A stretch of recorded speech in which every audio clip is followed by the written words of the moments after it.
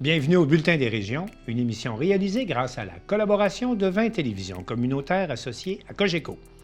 Au sommaire, pour vous, cette semaine, dans l'estuaire et le golfe Saint-Laurent, la diminution des stocks de crevettes inquiète. Dans Port-Neuf, la ressourcerie récupère avec succès textiles et objets utiles depuis 22 ans en pratiquant l'économie circulaire. À Saint-Gabriel, un projet d'autonomie alimentaire inspire plusieurs municipalités. À Vaudreuil-Dorion, la Corporation de développement communautaire fête son 25e anniversaire à l'occasion d'un grand gala de reconnaissance de l'action communautaire. À Forestville, on rend hommage aux anciens combattants en inaugurant un nouveau monument. À Lanoraie, 2,2 millions de dollars sont investis pour rénover la caserne de pompiers. À Gaspé, on célèbre le Noël du bout du monde. Mais pour commencer cette émission, on va d'abord se rendre à Montmagny où, comme partout ailleurs au Québec, les employés de la fonction publique sont en grève. C'est Marie-Ève Lamonde de CEMA TV qui s'entretient avec le président du syndicat de l'enseignement de la Côte-du-Sud, M. Pascal Côté.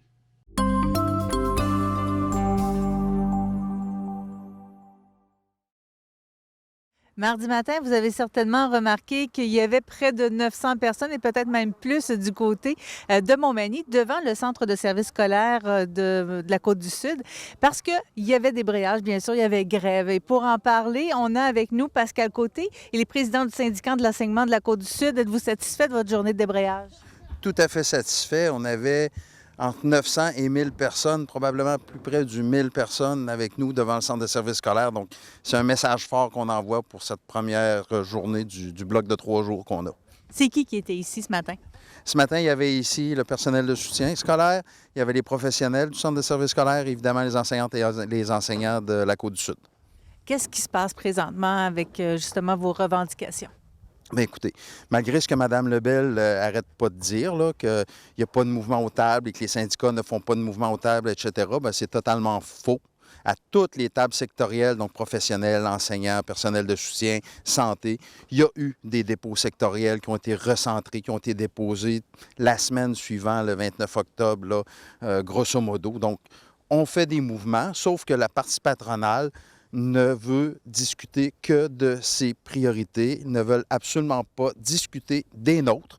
Pour le personnel enseignant, c'est la composition de la classe et la tâche qui font qu'on a des gens qui partent avant d'avoir pris leur retraite, avant d'être éligibles à leur retraite, démissionnent, ils s'en vont en maladie parce qu'ils n'en peuvent plus.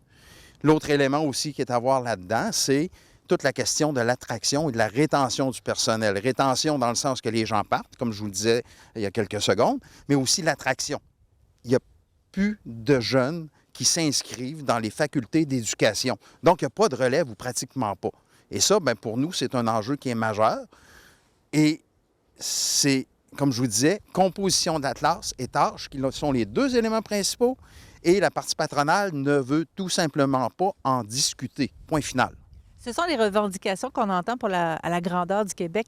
C'est quoi la réalité en Côte-du-Sud? La réalité en Côte-du-Sud, elle est la même. L'année dernière, sur la composition de la classe, on a fait un sondage. On a fait faire un sondage par une firme et les résultats qui ressortaient, c'était que dans une classe normale, dans une classe ordinaire, en moyenne, sur 20 élèves, bien, il y a 11 élèves dits réguliers. Il y en a 9 qui ont des besoins particuliers. Donc, on ne peut plus avoir des classes où on intervient de façon spécifique pour la moitié des élèves. C'est tout simplement pas vivable. Et si on veut intégrer les élèves correctement, bien, ça nous prend du personnel de soutien qui est avec nous, des professionnels pour les évaluer correctement, et ça nous prend une composition de classe qui est normale. C'est ce qu'on n'a pas. C'est la réalité à Côte-du-Sud et c'est la réalité à la grandeur de la province. Donc, c'est vraiment plus la qualité de vie au travail qui demande présentement au niveau des revendications, plutôt que le salaire, même si le salaire est quand même important, là. Mais écoutez, le salaire fait partie intégrante des conditions de travail. Quand on nous offre 10,3 % sur 5 ans, alors qu'on sait que l'inflation va être de 18 % sur ces années-là, qu'on veut nous faire oublier l'année 2022 où l'inflation a été de 6,7, ça ne fonctionne pas. Mais quand on parle de qualité de vie au travail, c'est surtout la qualité de l'enseignement. Parce que nos gens souffrent parce qu'ils sont incapables de faire correctement ou à leur satisfaction ce pourquoi ils sont formés, c'est-à-dire enseigner. quand j'enseigne en troisième année, bien, je vais être capable de faire ce travail-là, enseigner pour des élèves de troisième année. Actuellement, avec ce qu'on a comme composition de la classe, les élèves qui sont intégrés, puis l'intégration, c'est correct, mais il faut qu'il y ait les services qui viennent avec. Actuellement, nous ne les avons pas. C'est ce qui fait que les gens ils décrochent. Et pas seulement, on parle d'une statistique qui existe plus ou moins, là, mais 25 dans les 5 premières années. Moi, ce dont je vous parle, là, c'est des gens qui décrochent, qui veulent changer d'emploi après 20, 22, 24, 25 ans d'enseignement. Donc, on n'est plus seulement sur le début de carrière, c'est sur l'ensemble d'une carrière. Donc, ce mardi matin, vous vous êtes déplacé ici, du côté du Centre de service scolaire de la Côte-du-Sud. On sait qu'il reste 2 jours, mercredi et jeudi, pour cette première partie de grève, disons. À quoi on peut s'attendre pour les gens de la population pour les prochaines journées? Bon. Demain, ce que l'on fait, c'est qu'on se regroupe devant l'école secondaire Louis-Jacques Cazot. Donc, toutes les écoles du Centre de service scolaire de la Côte-du-Sud, devant Louis-Jacques Cazot. C'est possible qu'on aille faire un tour pour aller voir nos collègues du Front commun de la santé à l'Hôtel-Dieu de Montmagny. Il nous reste quelques détails à attacher, mais certainement un regroupement du personnel soutien professionnel, enseignante-enseignant, devant Louis-Jacques Cazot. Pour jeudi, bien, tout ce bon monde-là se donne un rendez-vous à Québec pour un rassemblement régional, Québec-Chaudière-Appalaches, qui ne comptera pas les enseignants de commission scolaire de première seigneurie et de la capitale parce qu'ils sont avec l'autre fédération. Mais on attend quand même une dizaine de milliers de personnes pour ce rassemblement régional-là devant l'Assemblée nationale. Et les porte-paroles nationaux, les présidences de nos organisations vont être présents pour s'adresser à nos membres. Il était question de grève illimitée à Montréal et dans la région de Québec pour la capitale nationale. Est-ce que ça se parle aussi pour la région ici? Écoutez, le mandat qu'on nous a donné à l'Assemblée générale à 95 %, c'est des séquences de grève pouvant aller jusqu'à la grève générale illimitée. Donc, c'est dans les discussions, c'est dans l'air, effectivement. Il n'y a pas eu d'annonce aujourd'hui, je ne crois pas qu'il y en aura demain. Mais oui, ça fait partie des mandats, de l'arsenal qu'on a. Mais ce qu'on souhaite, c'est pas de se rendre à une grève générale illimitée. Ce qu'on souhaite, c'est avoir du mouvement réel aux tables, que ça se parle et qu'on puisse parler et discuter de nos priorités à nous aussi pour que, finalement, on ait des conditions de travail qui vont garder notre monde et qui vont attirer aussi du monde. Est-ce que vous ressentez un appui du public ou une grogne? Actuellement, bien, il y a eu des sondages qui se sont promenés, 2 dernièrement. L'appui du public, elle est là. Ce matin, on entendait klaxonner un peu partout les gens qui passaient. Donc, on sent l'appui du public. Les gens, quand les parents, il y avait des rencontres de parents dernièrement, les bulletins, tout ça. Et les commentaires que j'ai eus de mes enseignantes et enseignants, c'est que les parents étaient derrière nous, ils posaient des questions, voulaient savoir ce qui se passe. Ils disaient, lâchez pas, on est derrière vous, on sait que ça ne va plus. On l'a vu pendant la pandémie, on a constaté avec nos jeunes à la maison comment c'était difficile. Bien là, on est derrière vous. C'est ce qu'on ressent comme sentiment. Pour vous, qu'est-ce que ça représente? Pour moi, c'est extraordinaire.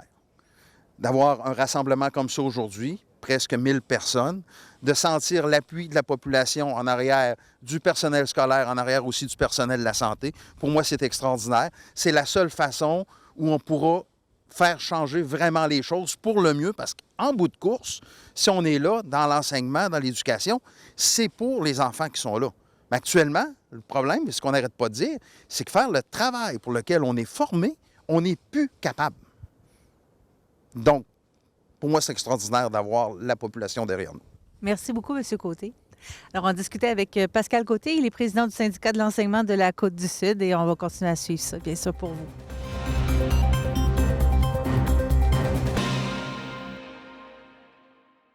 Dans la baie des Chaleurs et dans l'estuaire du Saint-Laurent, les pêcheurs de crevettes n'ont récolté que 38 % de leur quota cette année. C'est une situation qui est inquiétante et Valérie Pinault de Télévague en parle avec la ministre des Pêcheries et députée de Gaspésie-Île-de-la-Madeleine, Mme Diane Leboutillier.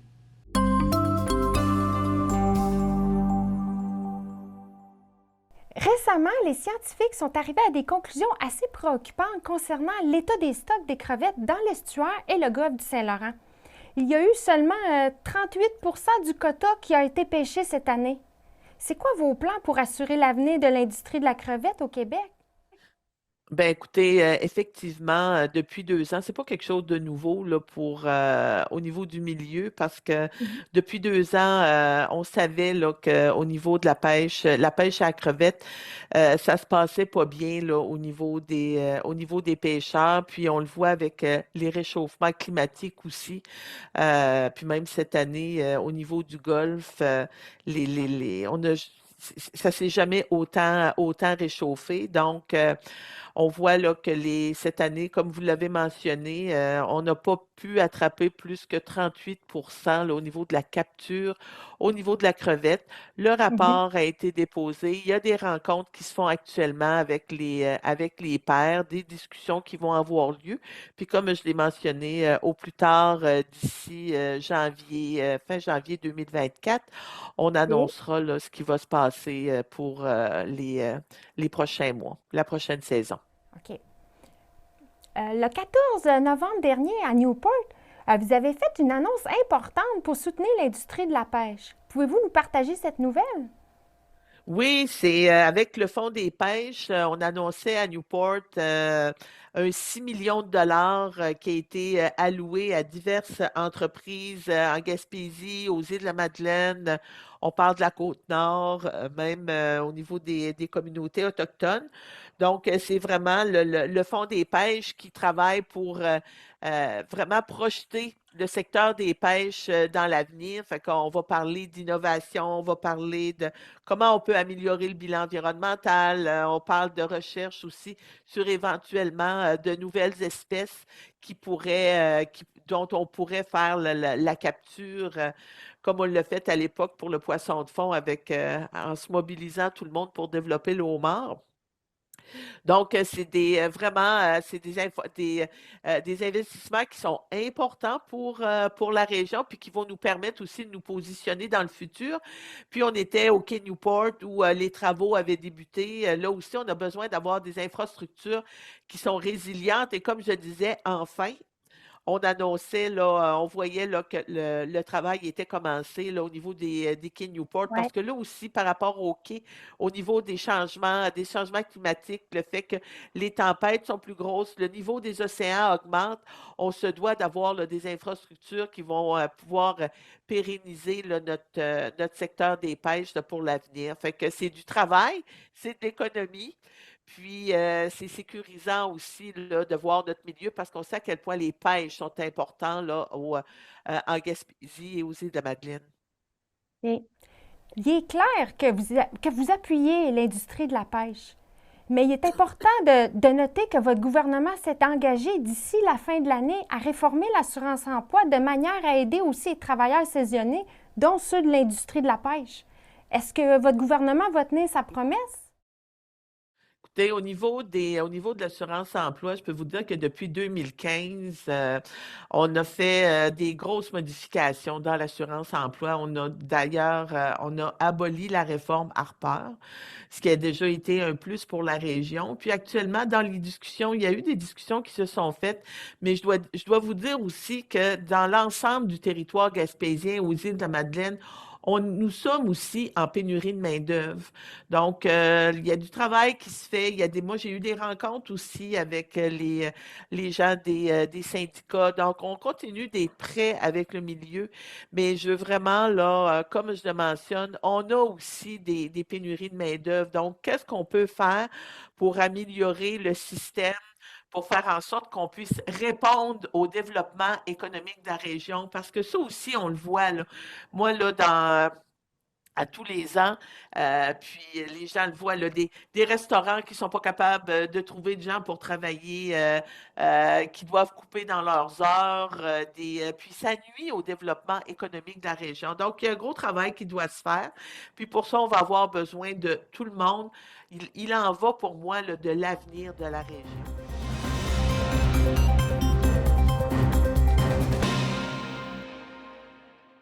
Charles Laviolette de CJSR a rencontré Denis Lépine, qui est le président de la Ressourcerie, une entreprise d'économie sociale située dans la région de Portneuf et qui ne cesse de grossir et de croître grâce à l'économie circulaire.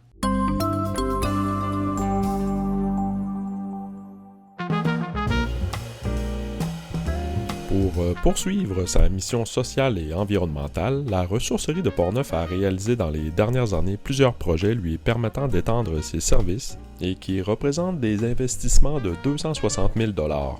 L'organisme a reçu une aide financière de 160 000 $ provenant du Fonds de la Capitale nationale. Installée à Saint-Marc-des-Carrières depuis 1998, la ressourcerie est un organisme à but non lucratif qui offre à la population des vêtements et des meubles à prix modique.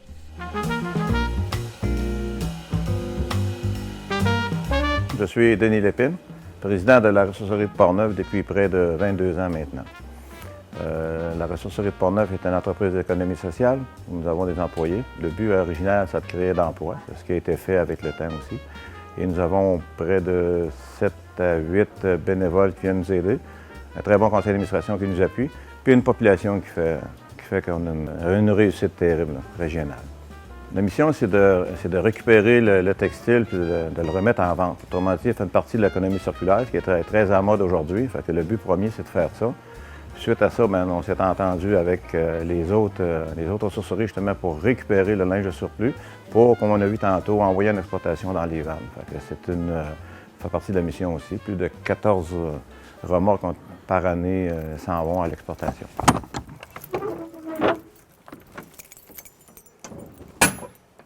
Celle-là s'en va à Montréal. Tout ce qui est là n'est pas enfoui à X montant d'argent dans Portneuf. Encore là, on récupère, puis le but, c'est de ne pas enfouir.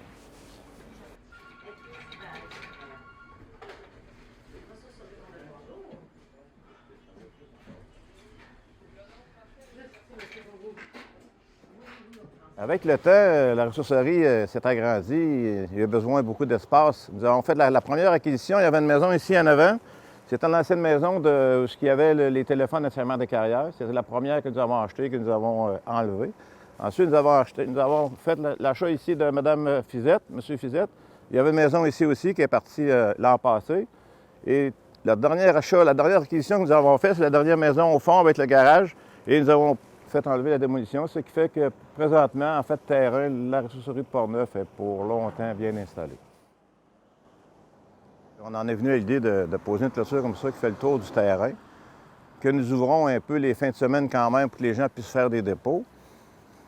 On peut dire qu'avec le temps, on a au moins 500 600 000 d'investissement qu'on a fait ici. Le dernier coup, c'était avec le Fonds de la Capitale nationale qui nous ont donné 160 000 $. Nous avons réalisé pour 260 000 $ de travaux. Ça, c'est la dernière phase là, qui finalise pas mal ce qu'on est rendu. Et la dernière phase, on vient d'arriver aujourd'hui, c'est de refaire le receiving à l'extérieur, l'achat des 2 maisons qui étaient côté et la démolition des maisons de l'autre côté, la rénovation du garage, puis la clôture. Autrement dit, tout l'ensemble que vous avez vu aujourd'hui, la ressourcerie dans son état actuel, là, c'est pas mal les étapes qui sont faites, 4 gros mouvements. Maintenant. On va arriver ici le lundi matin, là, puis ça va être plein, là, plein comme ça. Ça va être terrible. Ça va être bien plein. Ça dépend des fins de semaine, mais régulièrement.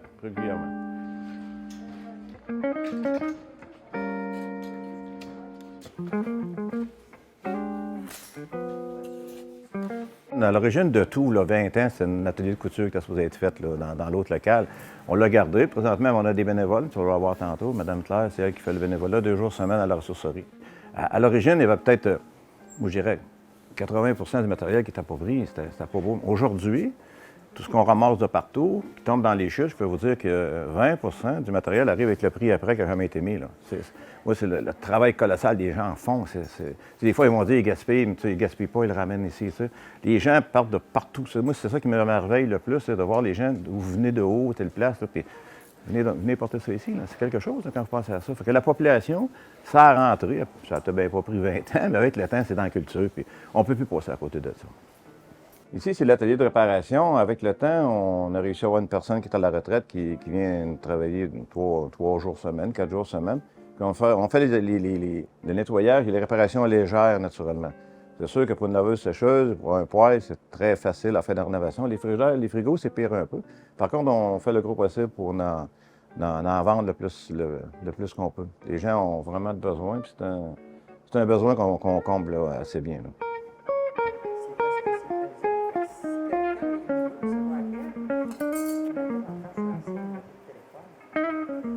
Bonjour madame, c'est toujours bien? T'es en forme? Bon. Si, mais ça suit les saisons. Ça suit les saisons.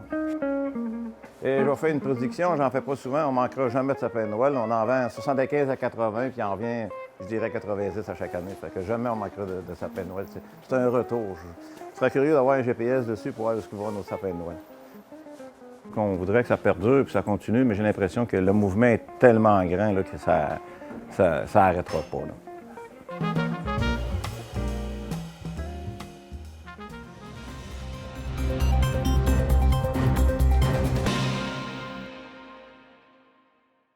Je m'entretiens maintenant avec Danny Bérubé de CTB-TV pour faire le point sur les actualités dans la région. Danny, bonjour. Bien, bonjour, Martin. Danny, pour commencer, présentez-moi votre région et présentez-moi votre télévision. Bien, écoute, Martin, CTB-TV fait partie de la ville de Saint-Gabriel. Saint-Gabriel qui est situé entre Montréal et Trois-Rivières, à 25 minutes au nord de Berthierville. Une ville qui contient 2767 habitants. Une ville très touristique en été grâce, bien sûr, à son immense lac Masquinongé qui a environ 10 kilomètres, entouré, bien sûr, de belles montagnes. Et ici, en hiver, eh bien, c'est le paradis de la motoneige, hein, parce qu'on s'en doute tellement. On reçoit énormément de neige au cours de l'année parce qu'on est un petit peu plus au nord. Vous savez que la ville de Saint-Gabriel a été nommée en l'honneur de l'archange Gabriel. Oui, c'est le saint patron des journalistes. Et la ville a été érigée en quelle année? En quelle année la ville a été érigée en 1892. Okay. Elle s'appelait à l'époque le village de Saint-Gabriel de Brandon. C'est en 1967 que la ville a pris le nom officiel de la ville Saint-Gabriel. Mais par contre, l'usage populaire a cependant conservé l'appellation originelle de Saint-Gabriel de Brandon. Mais attention, parce que les deux existent. Il y a la ville de Saint-Gabriel qu'on retrouve au centre et tout autour, il y a la municipalité de Saint-Gabriel de Brandon. Donc, deux municipalités très distinctes l'une de l'autre avec ces deux mairies. Et du côté de Saint-Gabriel de Brandon, bien, c'est 2766 personnes qui habitent dans la municipalité. Le plus ironique, Martin, là, dans l'affaire, là, c'est qu'aujourd'hui, les deux municipalités sont en discussion depuis quelques années pour refusionner ces deux municipalités en une seule. Est-ce que ça va arriver un jour? Bien, comme on dit, Dieu seul le sait, même l'archange Saint-Gabriel ne le sait pas. Oui, effectivement. Mais c'est effectivement très particulier. Mais parlons maintenant un peu de ce qui se passe chez vous. D'abord, vous avez un député là, qui est très, très, très convaincu que la hausse du coût de la vie, c'est directement lié au coût du pétrole. Oui, effectivement, c'est ce que semble nous dire le député de Berthier-Masquinongé, M. Yves Perron, d'après un dépliant qui a été envoyé chez tous les résidents de la région. Et selon ce dépliant, bien, on dit qu'en 2022, la principale cause de l'inflation était la hausse du prix de l'énergie. Des hausses qui sont allées directement dans les poches des grandes pétrolières qui, cette année-là, ont engrangé des profits de 200 milliards de dollars. C'est un record historique, Martin. On apprend en plus que ce dépliant que le gouvernement du Canada va subventionner les pétrolières au coût de 83 milliards d'ici 2034. Comme on dirait, Martin, c'est un non-sens. Ben, M. Perron était de passage dans nos studios pour nous parler de ces milliards que les compagnies pétrolières se mettent dans les poches, de la taxe carbone aussi, et de son intention derrière cette campagne de communication. On l'écoute. En fait, c'est pour défaire un peu le populisme conservateur qu'on entend à répétition. Là. On est dans une phase politique assez difficile, je vous dirais, au Parlement fédéral où on entend des mensonges toute la journée, carrément, où les gens vont crier que le Bloc a voté la taxe carbone fédérale, alors que ça n'a aucun rapport. Et on invente une deuxième taxe carbone, parce que faut savoir que la taxe carbone fédérale, une petite explication rapide, là, c'est une mesure fédérale qui a été prise pour les provinces où il n'y avait pas de mesure pour la réduction des gaz à effet de serre. Donc le Québec n'est pas touché par ça, parce que le Québec était déjà dans la bourse du carbone avec la Californie. OK. Donc, ça, c'est le premier mythe à défaire. Ça ne touche pas le Québec, cette taxe-là. Puis le deuxième mythe, c'est quand les conservateurs parlent d'une deuxième taxe carbone, ils font référence à un règlement. Un règlement, c'est pas une loi, c'est quelque chose qui est adopté par le gouvernement directement, sans passer par le Parlement. Donc, on n'a jamais voté pour ça. Ça, c'est la première chose. Et la deuxième chose, c'est que ce règlement-là demande des émissions des gaz à effet de serre des producteurs de pétrole d'ici 2030. Et le Québec a déjà un règlement beaucoup plus sévère que celui-là. Donc, lui non plus, en fait, il n'y a aucun impact sur le Québec. Donc, notre campagne de communication, c'est un peu pour expliquer puis identifier les vraies choses. C'est plus que 83 milliards de dollars là, qu'on va donner aux pétrolières dans les prochaines années en subvention pour les aider à polluer moins, pour les aider à décontaminer certains sites, alors qu'eux, ils font des profits records. Bien, comment on peut arriver à ça, d'investir 83 milliards de dollars quand ils en font déjà 200 milliards? Bien, c'est le non-sens canadien, je vous dirais. Le Canada est un pays pétrolier, puis il a l'intention de fournir, vous savez qu'il y a Trans Mountain, là, qui est de propriété fédérale, qui est un fiasco financier total. Je me souviens plus combien de milliards, mais c'est hallucinant les dépassements de coûts qu'il y a là. Et c'est pour exporter le sable bitumineux de l'Ouest canadien en Asie, puis faire des profits avec ça. Mais c'est les pétrolières qui font les profits. Quand on entend des provinces comme l'Alberta crier haut et fort là, que la péréquation, ça donne bien pas de bon sens. Premièrement, la péréquation, on a payé une grosse partie avant. Puis si on ne l'avait pas, on serait mieux parce qu'on pourrait investir là où on veut. Puis deuxièmement, eux, juste en redevance des compagnies pétrolières, c'est ce qui leur permet de ne pas charger d'impôts presque à leurs citoyens. Oui, Dany, vous avez profité également de la présence du député Perron pour parler d'un fonds d'urgence pour les médias. Parlez-nous de ça un peu. Oui, effectivement, tout le monde a entendu parler du fameux fonds d'urgence de 50 millions qu'ils ont demandé au gouvernement fédéral pour les médias d'information.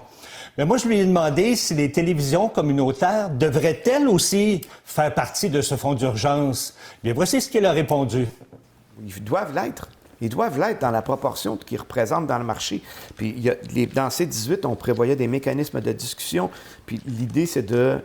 Le C-18, là, le projet de loi qui est en boycott actuellement, là, ça prévoyait que les médias, les compagnies du numérique là, paient des redevances quand ils utilisent du contenu, puis qu'on forme des consortiums de médias, là, que les médias se regroupent ensemble, puis que vous ayez un pouvoir de négociation. Puis il faut absolument que les télécommunautaires soient représentés là-dedans. D'ailleurs, mes télécommunautaires m'avaient fait des représentations là-dessus il y a quelques années, puis on inclut ça là, dans nos projets au Bloc. Passons maintenant à un autre sujet que la politique. Dany, vous voulez nous présenter une initiative qui porte fruit chez vous et qui est en train de se répandre un peu partout au Québec. Effectivement, Martin, c'est un concept justement qui se développe tranquillement à travers le Québec. Et pourquoi je vous en parle aujourd'hui? Parce que j'espère que ça va donner l'idée à d'autres municipalités d'emboîter le pas.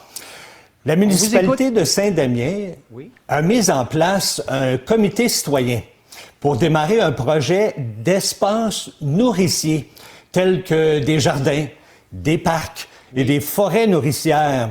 Ils veulent prendre en main leur autonomie alimentaire. Bien, pendant 1 an, les citoyens de Saint-Damien ont travaillé d'arrache-pied pour transformer le parc La Chance en parc nourricier, en plantant des arbres fruitiers, par exemple. On a même transformé une forêt en forêt nourricière éducative, rien de moins. Eh bien. Plusieurs cultivatrices et cultivateurs font maintenant partie de Saint-Damien nourricier. On a des fermes, des pépinières, des producteurs d'ail et même des apiculteurs. Ce qu'on veut à Saint-Damien, c'est d'accroître l'accès aux citoyens à des aliments frais, locaux, sains et abordables. Il y a même un plan de développement d'une communauté nourricière, le PDCN qu'on appelle, qui a été mis en place pour les années 2023 à 2026. C'est un plan d'action qui contient 4 volets.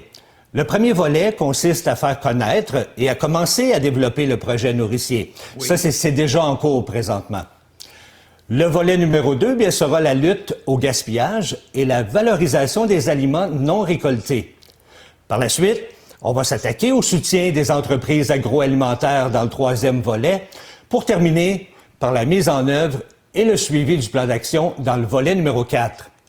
C'est un projet qui a très, très bien débuté à un tel point que les autres municipalités ici aux alentours ont commencé elles aussi à implanter des parcs et des forêts nourriciers.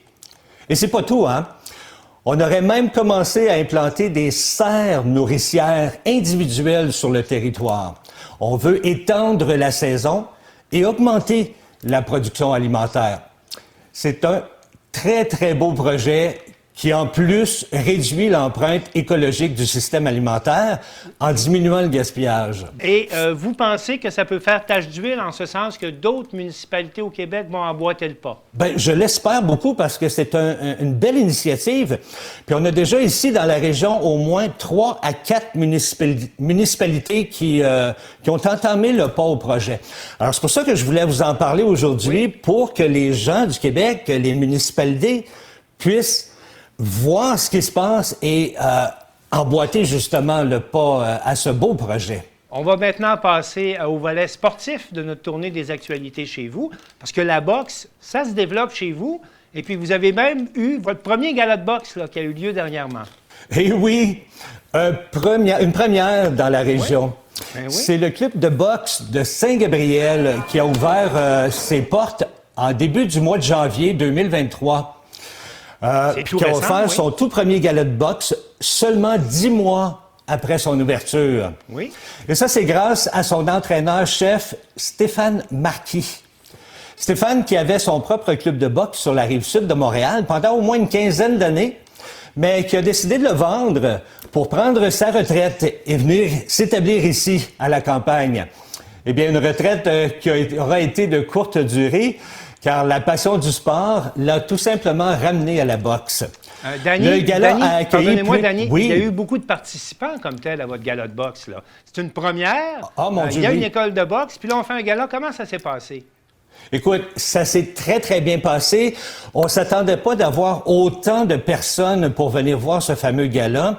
Le gala a accueilli plus de 400 personnes. On a même dû refuser des gens à l'entrée parce que la salle était pleine à craquer. On a eu 14 combats qui ont eu lieu au cours de la soirée. Et sur 11 de ces combats, eh bien, 6 ont été remportés par les boxeurs du club de Saint-Gabriel. Je peux vous dire qu'on était très, très fiers. En début de soirée, les spectateurs ont assisté à un combat appelé Fun Box, où l'on a pu apercevoir des jeunes d'environ 7 ans. Je dois vous dire que le Fun Box se veut simplement une introduction à la boxe et une initiation au combat. Aucun coup à la tête n'est autorisé. Les coups doivent se limiter au corps seulement pour ces jeunes-là. Il y avait des combats de tous les âges, mais tous attendaient avec impatience le dernier combat de la soirée, celui avec Mathieu Bellefeuille de Saint-Gabriel et Youssouf Kamenzi la vedette du club locale. de boxe. Oui, c'était le dernier combat, puis les gens attendaient après ça.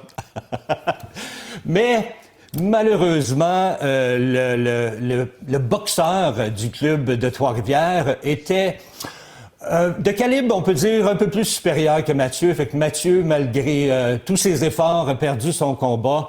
Et nous aussi, on était très malheureux de ce combat qu'il a manqué, malheureusement. Plusieurs boxeurs d'un peu partout au Québec étaient présents pour le gala. On retrouvait des boxeurs de la Naudière, bien sûr, de la Mauricie, de la Montérégie et même de l'Estrie. Écoute, somme toute, un gala des plus réussis. À un tel point que l'entraîneur-chef a déjà commencé les préparatifs pour le prochain gala qui aura lieu probablement au printemps 2024.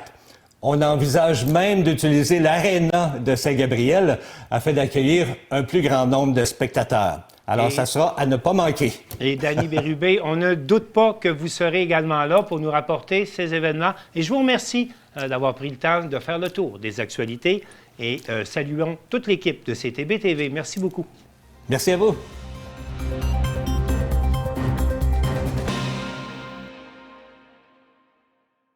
L'action communautaire est au cœur du développement de nos communautés et Chantal Bédard de C'est sur la télé nous en donne un bon exemple avec un reportage sur le gala Reconnaissance de l'action communautaire de Vaudreuil-Dorion.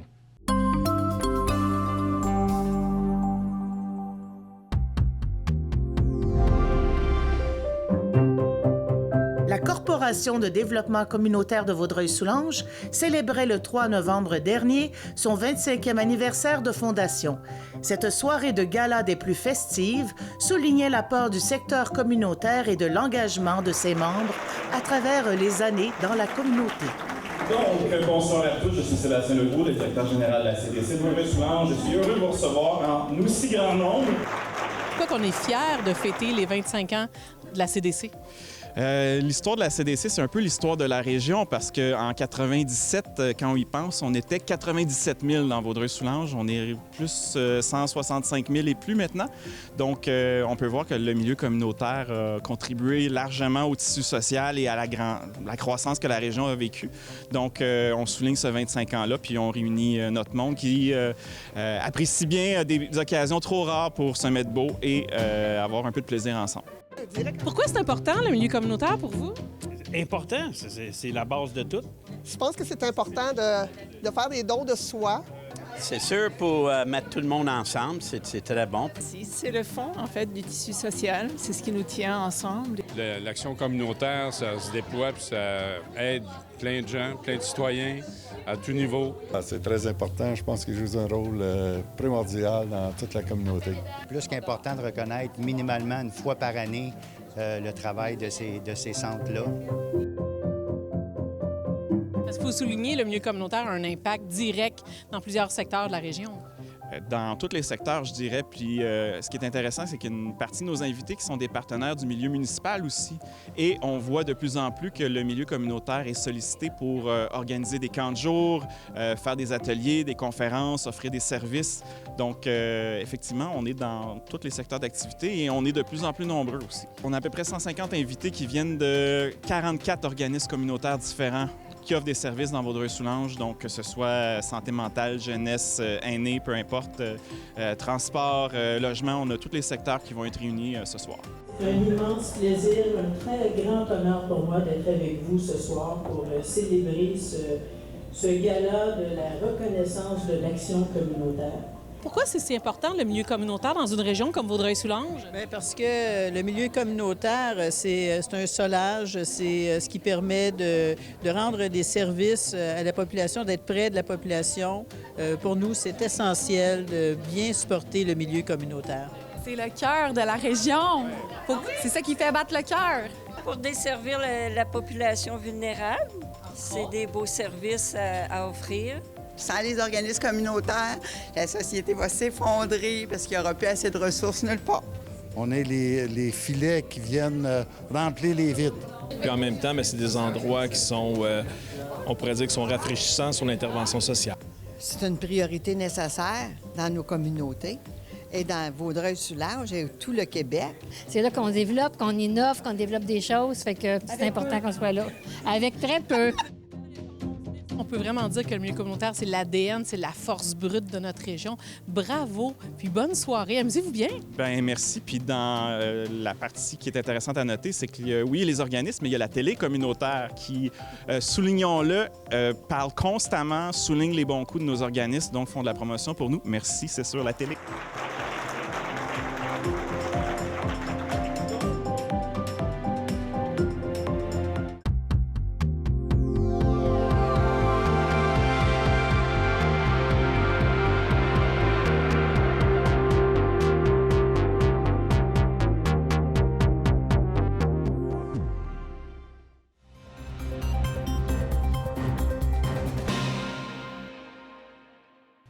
Le jour du souvenir a été souligné avec éclat à Forestville. On a inauguré un nouveau monument, on a rendu hommage à des anciens combattants et c'est Joanie Godreau de la télévision de l'Estran qui nous a préparé un reportage.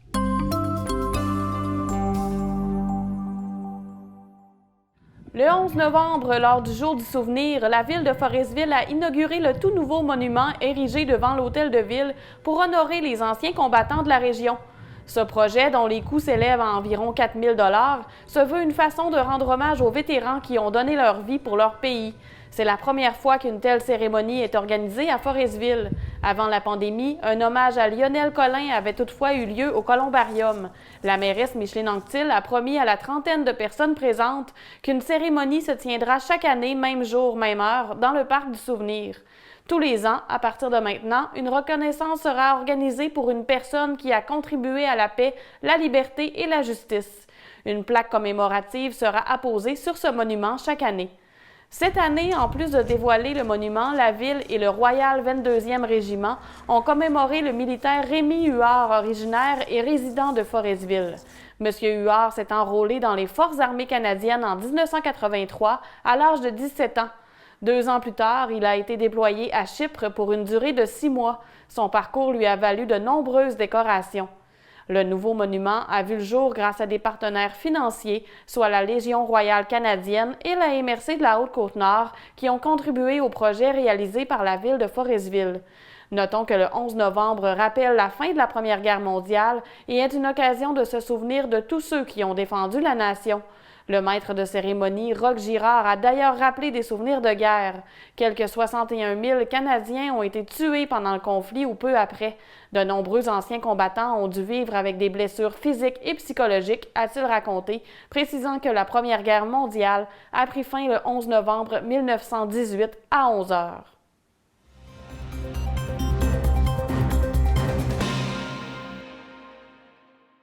Alain Belumeur de CTRB était à l'inauguration officielle de la nouvelle caserne de pompiers de Lanoret, rénovée au coût de 2,2 millions de dollars.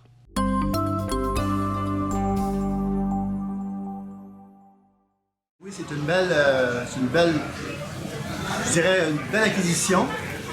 Et ça permet à nos pompiers de travailler dans un environnement sécuritaire, beaucoup plus adapté aux besoins d'aujourd'hui. En fait, je dis souvent, si on n'est pas capable de donner des outils adaptés, des bâtiments adaptés, des camions adaptés et hautement efficaces et de technologie, hautement de pointe technologique, ben, on n'a pas à leur demander d'aller au combat. Hein? Quand ils vont au combat, ils risquent leur santé, ils risquent leur vie. Alors il faut que comme collectivité, on soit capable de leur fournir ce qu'il y a de meilleur en termes d'équipement, de bâtiments et de technologie. Vous savez qu'ils ont maintenant ce qu'on appelle les tablettes dans les camions d'incendie. Ils ont des tablettes pour justement, lorsqu'ils sont appelés à aller sur un incendie, d'avoir déjà les caractéristiques du bâtiment. Donc, c'est toutes ces petites actions-là. Un bâtiment rénové, agrandi, à la fine pointe des technologies, des équipements aussi à la fine pointe des technologies et des pompiers dévoués et comment incroyablement bien formés. Alors, c'est eux qui, finalement, sauvent des vies et en même temps, on veut qu'ils soient protégés. C'est un beau plus pour la MRC et pour le Tout à fait, parce que la caserne ici, évidemment, est appelée à desservir d'autres municipalités, que ce soit Lavaltrie, que ce soit Berthier, et même, on peut penser, si jamais on se fait travailler de ça, là, mais si jamais les besoins étaient nécessaires dans d'autres municipalités, évidemment, la caserne va être utilisée à cette fin aussi. Un tel événement est aussi source de fierté pour les pompiers. Le directeur du service sécurité incendie de la MRC de Dautrey, André Roberge, nous parle de son équipe et de la caserne modernisée qui saura répondre aux besoins d'aujourd'hui. Pour le responsable, le grand patron là, du service incendie de la MRC de Dautrey, c'est un beau jour, sûrement. Tout à fait. On est très fiers de la nouvelle caserne qui nous a été remise, inaugurée aujourd'hui par la municipalité de Lanoret. C'est une belle réalisation de la municipalité. On dit merci aux élus de Lanoret d'avoir cru au projet d'agrandissement de la caserne. Merci aux pompiers. Merci à tous ceux qui ont contribué à l'ouverture de cette caserne-là. On est bien fiers du bâtiment aujourd'hui. Je pense que pour un service incendie, d'avoir des équipements à la fine pointe, moderne, un environnement là, qui favorise, là, qu'on est heureux de participer, je pense que c'est important. Là. Tout à fait. Puis il faut comprendre que les services d'incendie au Québec, on a entrepris une transformation. C'est tout à fait les services qu'on avait à l'époque. Donc les bâtiments modernes, neufs, adaptés pour plusieurs années, font partie de cette transformation-là des services d'incendie. Ici, le bâtiment est prévu pour 50 ans, 75 ans. Donc, il va faire partie de la transformation lente qui est amorcée au service d'incendie. Dans la MRC de Dautrey, le service incendie, si on fait un petit portrait, c'est combien de casernes, combien de pompiers? Donc, c'est un service qui est régional. On a 15 municipalités présentement, 9 casernes, environ 112 pompiers, dont 24 qui sont à temps plein au service d'incendie. Donc, c'est environ en intervention par année, en 1700 et 1800 interventions annuellement qu'on a au service d'incendie. Donc, on est une grosse équipe, un gros service, mais le fait qu'on soit tous ensemble régionalement, c'est très aidant pour nous qui sommes à la gestion et la direction du service d'incendie. Évidemment, la MRC de Dautrey, c'est aussi un grand territoire. C'est pour ça que ça prend des effectifs à différents endroits. Là. Effectivement. Donc, pour les 15 municipalités, on est répartis partout sur le territoire dans 9 casernes, comme je disais précédemment. Et une caserne, un événement comme ça, on voit, il fait... Présentement, là, on ne le voit pas dans cette image, mais dehors, il fait très mauvais, la grosse pluie. Il y a quand même beaucoup de gens qui sont venus visiter la nouvelle caserne. La caserne, parce que c'est une caserne qui existait, qui a été transformée. Mais il y a beaucoup de gens ici. Là. C'est ça. C'est une caserne totalement transformée, avec l'ajout d'espaces de bureaux, d'espaces de repos, de portes de garage. Donc, la section caserne a été plus que doublée. Il y a beaucoup de gens aujourd'hui. Je suis agréablement surpris avec la température que nous avons. On avait prévu beaucoup de choses à l'extérieur. On était très inquiets que les citoyens, avec la température, ne viennent pas. Et on est très surpris. Beaucoup d'affluence aujourd'hui à notre journée porte ouverte et inauguration de la caserne. Merci beaucoup. Merci.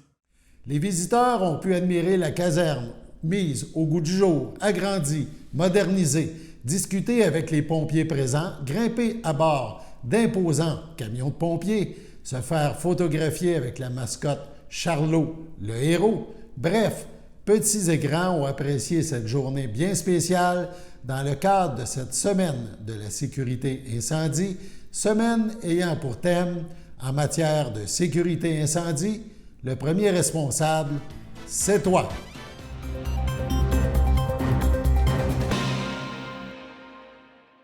Simon Bugeaud de Télé-Gaspé nous présente une entrevue avec Cathy Bérubé de Destination Gaspé. Il est question de la 6e édition du festival Noël du bout du monde.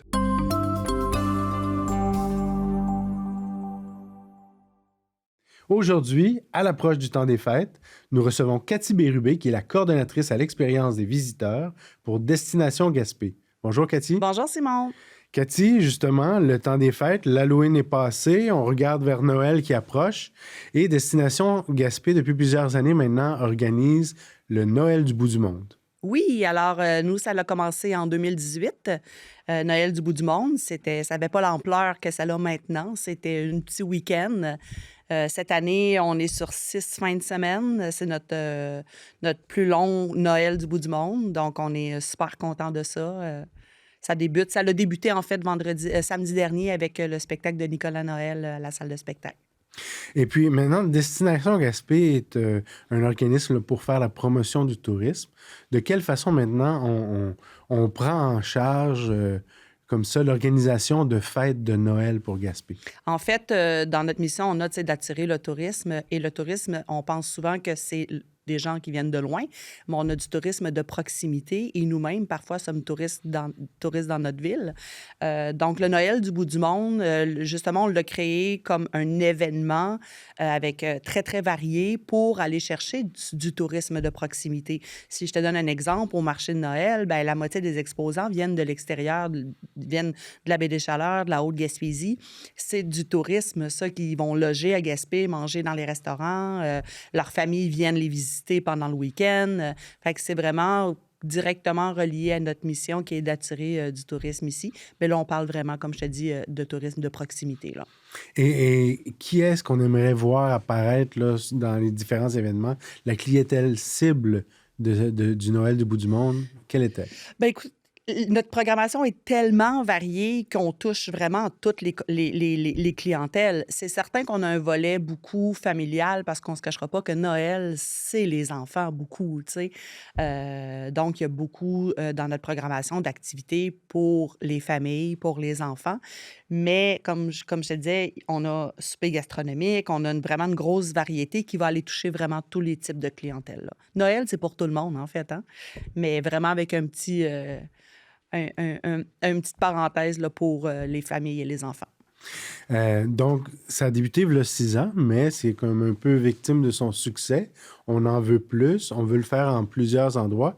Maintenant, explique-nous un peu où est-ce que ça se passe, quand ça se passe. En fait, on essaie le plus possible de couvrir territoire. Nous, c'est vraiment municipal, donc de L'Anse-à-Valo à Prével. C'est sûr qu'on ne va pas partout, mais on essaie de sortir du centre-ville. On a des activités à l'Anse-au-Griffon, on a notre marché de Noël et à Saint-Majoric, à Cortoréal, en fait. On a des activités au centre-ville. On a le petit café de la Traverse aussi à Saint-Majoric qui fait une activité. Fait qu'on on se déplace, on essaie d'habiter le plus possible là, notre territoire avec le Noël là, du bout du monde. Puis, si on entre un peu plus dans les détails, c'est quoi les activités? Là? Qu'est-ce qui s'en vient comme dans les prochains jours, les prochains... Alors, comme je disais tantôt, la semaine passée, on a débuté avec le Nicolas Noël, le spectacle. En fin de semaine, cette fin de semaine-ci, donc vendredi, samedi, dimanche, 17, 18, 19 novembre, c'est le marché de Noël du bout du monde qui est au Centre communautaire de la Nation Micmac de Guespec, donc au 34 Montée-Cortoréal.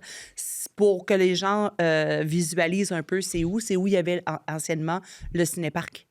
Mm-hmm. Alors, c'est là. Faut pas aller au centre d'interprétation. C'est pas là. C'est plus au musée. Il y en a encore qui pensaient que c'est le marché de Noël qu'il y avait anciennement au musée. Mais c'est vraiment là au centre communautaire de la Nation Micmac, sur l'ancien site du cinéparc. On peut profiter à cet endroit-là d'une salle plus vaste. Donc justement, plus d'exposants, plus de public. Au début, quand on a commencé, on était à la gare intermodale, mais on n'était pas capable de répondre à la demande. On avait tellement d'exposants qui auraient voulu exposer, mais on ne peut pas agrandir par l'intérieur. Donc, on a déménagé justement à la Nation Micmac. Là. Puis la salle, elle est spectaculaire. Je veux dire, il n'y a pas de meilleur endroit pour faire ça. Il y a du stationnement amplement. Et ce qu'on aime beaucoup, c'est qu'on est, comme on dirait, entre guillemets, sur un terrain neutre entre le côté nord de Gaspé et le côté sud. Alors, les gens qui nous disent des fois, il me semble que c'est loin.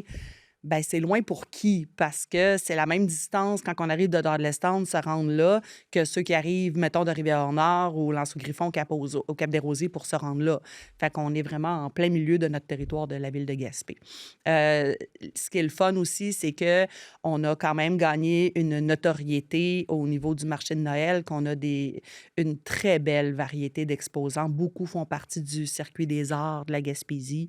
On a plus de 35 exposants. Très varié comme offre.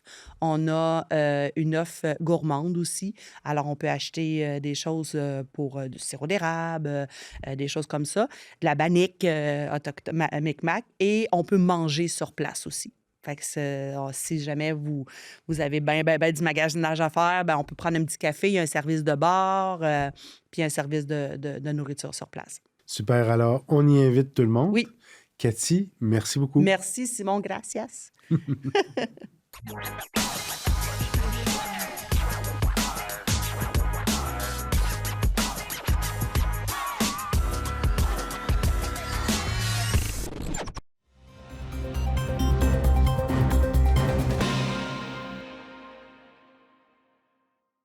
C'est tout pour le Bulletin des régions cette semaine. On espère que ça vous a plu. Je remercie toutes les stations de télévision communautaire participantes et je vous dis à la prochaine.